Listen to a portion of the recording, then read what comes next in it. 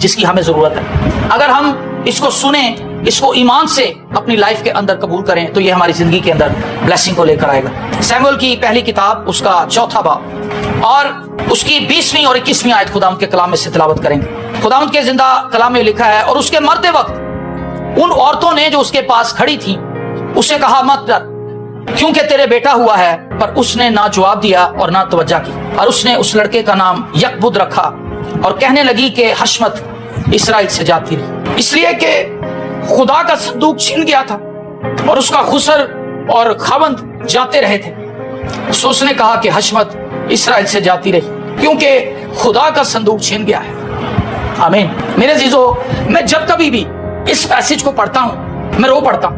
میں اپنے جذبات کو قابو میں نہیں رکھ پاتا, میں اپنے جذبات کے اوپر کنٹرول نہیں رکھ پاتا اور میری آنکھوں سے آنسو جاری ہو جاتے ہیں. اس پیسج کا جو پس منظر ہے وہ بڑا عجیب ہے. خدا نے سیموئیل سے, جو کہ ایک بچہ تھا, خدا نے اس سے کلام کیا اور خدا نے اس سے باتیں کی. آپ اس واقعے کو جانتے ہیں کہ خدا نے سیموئیل کو آواز دی, وہ اٹھ کے ایلی کاہن کے پاس چلا گیا. ایلی کاہن نے کہا بیٹا میں نے تو نہیں تجھے بلایا. جب وہ دوبارہ آواز سنتا ہے وہ پھر ایلی کاہن کے پاس جاتا ہے. ایلی کاہن نے کہا کہ بیٹا میں نے تو تجھے نہیں بلایا.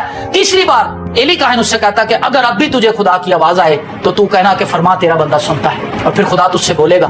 اور اس نے اس کو گائیڈ کیا اور وہ چلا گیا. تیسری بار جب خدا نے اس کو پکارا تو اس نے کہا کہ فرما تیرا بندہ سنتا ہے. خدا نے اس سے بڑی خطرناک باتیں کی جو کہ ایلی کاہن کے خاندان کے خلاف تھی. اور وہ باتیں کیا تھی؟ اگر اس کے پچھلے چیپٹر میں چلے جائیں 3 باب میں, اس دن میں ایلی پر سب کچھ جو میں نے اس کے گھرانے کے حق میں کہا ہے. 12ویں آیت سے اب خدا سیموئیل سے بات کر رہا ہے. اس دن میں ایلی پر سب کچھ جو میں نے اس کے گھرانے کے حق میں کہا ہے شروع سے آخر تک پورا کروں گا, کیونکہ میں اسے بتا چکا ہوں کہ میں اس بدکاری کے سبب سے جسے وہ جانتا ہے.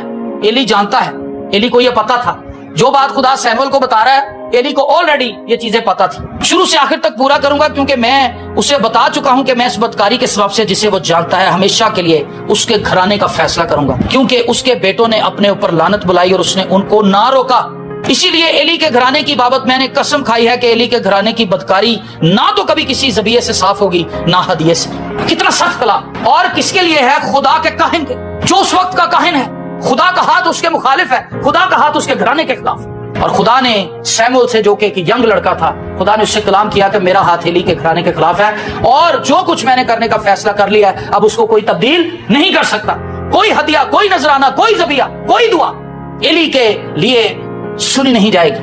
میں ریجیکٹ کر دوں گا ان ذبیحوں کو, میں ریجیکٹ کروں گا ان دعاؤں کو, میں ریجیکٹ کروں گا ان ہدیوں کو جو اس وقت میں گزارے جائیں گے کہ خدا ان پر اپنا رحم جاری کر دے. ایسا نہیں ہونے والا. اور جو واقعہ ہم نے ابھی پڑھا ہے یہ ایلی کی بہو ہے, فنہاس کی یہ بیوی ہے. اس کے جو دونوں بیٹے ایلی کے, خدا کیوں ان کے مخالف تھا؟ کیونکہ جب لوگ اپنی قربانی خدا کے حضور لے کر آتے تھے تو انہوں نے ایک پنجہ نما سہ شاخہ بنا رکھا تھا. یہ راستے میں سے ہی قربانی کے اوپر جھپٹ پڑتے تھے اور اس کا اچھا گوشت کا پیس بیچ میں سے نکال لیتے تھے. یہ بالکل ایسے تھا کہ کوئی شخص ہدیہ لے کے آ رہا ہے اور ایک بندہ راستے میں سے آدھا ہدیہ چھین لے اور کہے گا باقی کا خدا کے حضور گزران دے. لوگوں کو گھن آنی شروع ہو گئی تھی خدا کے حضور قربانی گزراننے تھے, کیونکہ وہ یہ سمجھتے تھے کہ راستے میں اس کے بچے کھڑے ہوں گے ایلی کے اور وہ ہم سے قربانی کا کچھ حصہ چھین لیں گے, ہماری قربانی کو بھی خراب کریں گے. اور خدا کو یہ چیز شدید ناگوار گزری.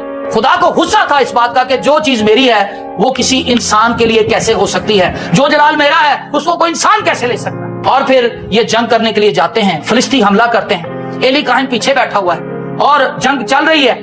4000 لوگ مر جاتے ہیں اسرائیلیوں کے. یہ لوگ واپس آتے ہیں, کہتے ہیں ہمارے بندے کیسے مر گئے, ہمیں تو فلسطینیوں کو مار دینا چاہیے تھا, ہم نے کئی بار فلسطینیوں کو مارا ہے, اب کیا ہوا, اب خدا کیوں ہمارے ساتھ جنگ نہیں کر رہا. ان میں سے ایک بندے نے مشورہ دیا, ایسا کرو عہد کے صندوق کو جنگ میں لے آؤ, عہد کے صندوق کو میدان جنگ میں لاؤ, اور جب عہد کا صندوق میدان جنگ میں آئے گا تو فلسطین پچھاڑ کھائیں گے, ہم فتح پائیں گے. یہ وہ مشورہ جات ہیں جو خدا کی مشورت کے بغیر دیے جاتے ہیں. ہمارے معاشرے میں, ہماری کلیسیاؤں میں, ہمارے گھرانوں میں کئی ایسے لوگ ہیں جن کا خدا سے کوئی تعلق نہیں ہوتا, لیکن وہ بڑے بڑے مشورے دیتے ہیں. آپ ایسا کر لیں, آپ ایسا کر لیں, آپ ایسا کر لیں, خدا کا غضب آپ پر سے ٹل جائے گا. اس بندے نے یہ مشورہ دیا. خدا کا ہاتھ اسرائیل کے خلاف ہے, خدا کا ہاتھ ایلی کاہن کے, جو کہ ان کا کاہن ہے, ان کا لیڈر ہے, اس کے گھرانے کے خلاف ہے. اور ایسا نہیں کہ صرف ایلی کے جو بیٹے تھے وہی بدکار تھے, بنی اسرائیل قوم بدکاری کے اندر زندگی گزار رہی تھی اور وہ خدا کو ڈسگریس کرتے تھے, خدا کو ڈس آنر کرتے تھے. جب کوئی قوم, جب کوئی گھرانہ, جب کوئی خادم یا کلیسیا خدا کو ڈسگریس کرے گی وہ خود ڈسگریس ہوگی. اور ہوا کیا, جب وہ عہد کے صندوق کو لے کر گئے, ایلی کاہن کے دونوں بیٹے بھی اس جنگ کے اندر مر گئے اور عہد کا صندوق بھی چھین گیا.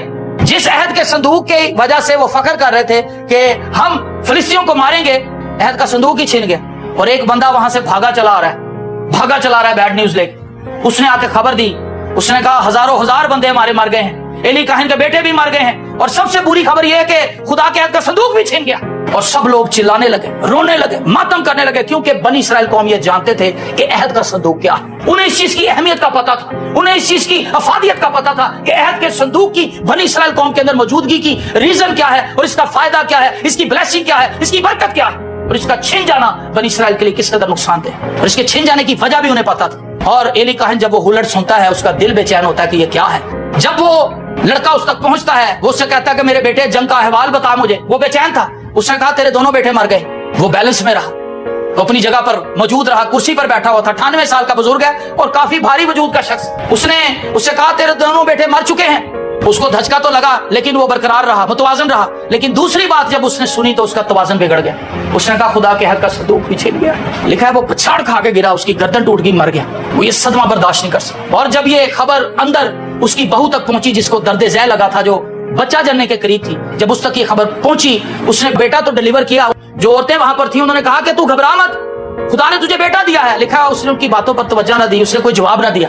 उसने कहा हशमत इसराइल से चली गई, खुदा की हजूरी अब इसराइल पर नहीं है, खुदा हमारे साथ नहीं है, खुदा ने हमें छोड़ दिया है, अब खुदा की प्रोटेक्शन हमें मुयस्सर नहीं। इसराइल के दरमियान इस चीज की समझ मौजूद थी, इसराइल के लोगों को पता था जब अहद का संदूक हमारे हाथ में नहीं है, इसका मतलब है कि खुदा हमारे साथ है। खुदा का जो अहद हमारे साथ है, खुदा की जो ब्लेसिंग्स हमारे साथ है, अब हमें वो नहीं मिलेंगे। अहद के संदूक का छिन जाना इस बात की गुमाजी है कि खुदा अब हमारे साथ नहीं है। और उसने उसी वक्त अपनी जान दे दी। 2 बार उसने ये लफ्ज दोहराए, हशमत इसराइल से जाती रही। इसराइल की हशमत क्या है, इसराइल की डिग्निटी क्या है, खुदा। एक मसीही शख्स का फख्र क्या है, खुदा की यीशु मसीह का खून जो उस पर है, यही उसका फख्र है। क्या उसकी खूबसूरती, क्या उसका कद काट, क्या उसकी दौलत, क्या उसकी गाड़ियां, क्या उसके बंगले, क्या उसके वीजे, ये सब चीजें उसका फख्र है? नेवर। एक मसीही के लिए फख्र ये है मैं यीशु में हूं, यीशु मुझ में है, मैं उसमें जिंदगी बसर करता हूं।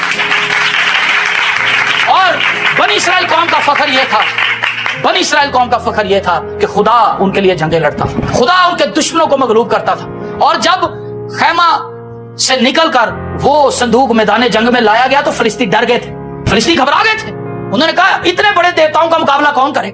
लेकिन फिलिस्तियों को यह पता नहीं था कि खुदा का संदूक ये उठा तो लाए हैं, लेकिन खुदा इसराइलियों की फेवर में नहीं, आज खुदा इनके मुखालिफ है। और फिलिस्तियों ने कहा कि हम इनकी गुलामी में नहीं रहेंगे, हम चाहे मर जाएं लेकिन हम लड़ेंगे। और वो लड़े और वो फतह पा गए। इसका मतलब ये नहीं था कि फिलिस्ती बड़े जोरावर थे, वो खुदा के अहद का संदूक छीन सकते थे। अहद के संदूक को तो कोई टच भी नहीं कर सकता खुदा की मर्जी के बगैर। उज़ा ने उसको सिर्फ सपोर्ट देने की कोशिश की थी, वही मर गया था। फिलिस्ती ले तो गए थे अहद के संदूक को, लेकिन खुदा ने उनकी बैंड बजा दी थी। इस कदर अजियत के अंदर मुब्तला कर दिया था फिलिस्तियों को कि फिलिस्ती रोने पे मजबूर हो गए थे, इस देवता के आगे तो हमारी चलनी कुछ नहीं, हमारे देवता तो कुछ भी नहीं। पहले वो बड़ा फखर में उस संदूक को लेकर गए और दजून देवता के साथ रख दिया। कहने लगे लो जी, हमारा देवता बड़ा साबित हुआ जिसने यहोवा खुदा को मगलूब कर लिया। बड़ा फखर कर, हो सकता है उस रात पार्टी हुई हो, बड़ा फखर किया उन्होंने, और नाचे हों, गाए हों, शराबें चली हों, और इसराइलियों की शिकस्त पर उन्होंने बड़े बड़े बिगल बजाए हों। लेकिन अगली सुबह जब उन्होंने इबादत करने के लिए गेट खोला तो उनका देवता उनसे मुंह पड़ा था। उन्होंने कहा है ये क्या हुआ। फिर उसको उठाया, अगले दिन जब आए तो उसके हाथ भी कटे हुए थे, सर भी कटा हुआ था, और फिर उनको गिल्टियां निकलनी शुरू हो गई। इस कदर भयानक फोड़े निकलने शुरू हो गए, मौत मांगने लगे। और जब अपने बड़ों से मशवरा किया, उन्होंने कहा ये किस खुदा का तुम संदूक ले आए, तुम्हें पता नहीं इसने कौमों के साथ किया क्या है? कौन है जो यहोवा कदूस के आगे खड़ा रह? आमीन। तुम बेवकूफ लोग हो जो तुम उनसे अहद का संदूक छीन लाए, उनको मारते उधर ही छोड़ देते। ये जो चीज तुम ले आए हो इसको तुम हैंडल नहीं कर सकते। इसराइल को तो खुदा ने छोड़ा ही, लेकिन जहां खुदा पहुंचा, जिस पर वो फखर कर रहे थे कि हम बनी इसराइल को मगलूब करके आए हैं, खुदा ने बताया कि पुत्र आज मैं उन्होंने नाल नहीं सा ते हुण मैं तुहाडे मुखालफां ते मुकाबला करो मेरा। कोई उसके सामने खड़ा न रह सका। तरले लेने लगे किस तरह से इस अहद के संदूक से जान छुड़ाए।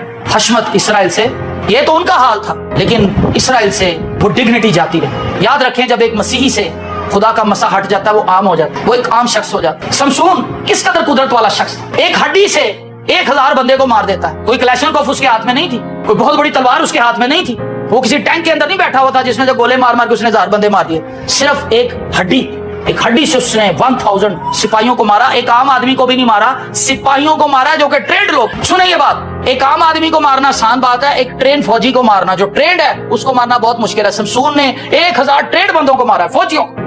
اور مارا کس سے؟ ایک گدھے کی جبڑے کی ہڈی سے. کیوں مار دیا اس نے, کیسے مار دیا اس نے؟ کیونکہ خدا کا ہاتھ اس پر. حشمت والا خدا, غیور خدا, قدرت والا خدا, جلالی خدا, قدوس خدا, جس کی مانند اور کوئی نہیں, وہ اس کے ساتھ.